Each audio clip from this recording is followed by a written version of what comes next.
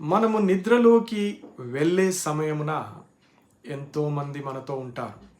మన కుటుంబ సభ్యులు, మన పిల్లలు, మనకు కావలసిన వారు ఎంతోమంది మన చుట్టూ ఉంటారు. వారు కూడా మనతో కలిసి నిద్రిస్తారు.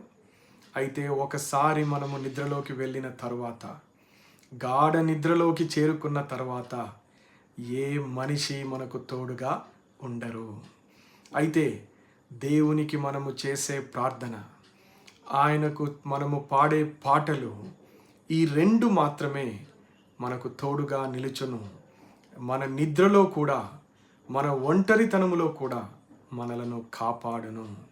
అందుకే దావీదు నిద్రలోనికి వెళ్ళక ముందు దేవుణ్ణి కీర్తనల చేత స్తుతించేవాడు.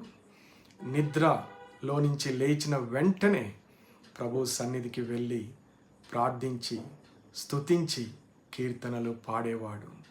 అందుకే దావీదు ఎన్ని బహుభయంకరమైన ప్రదేశములలో నిద్రించిన, అనేక సార్లు శత్రువులు చుట్టుముట్టిన, ఎన్నో విషపూరితమైన క్రిమికీటకములు, బహుభయంకరమైన జంతువులు అడవులలో, లోయలలో, గుహలలో, ఇలా ఎన్ని భయంకరమైన ప్రాంతములలో నిద్రించిన దావీదు చక్కగా నిద్రపోయినాడు.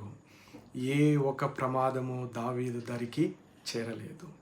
దాని వెనకాలన్న రహస్యం ఏమిటో తెలుసా ప్రియ సహోదరుడా, సహోదరి?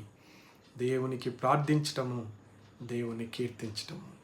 ఈ రెండు పనులు నువ్వు చేస్తే చక్కగా నిద్రించదవు, ఆరోగ్యవంతమైన నిద్రను పొందెదవు, బలముతో ఉదయకాల సమయము లేచి దేవుని సన్నిధిలో కనపడెదవు.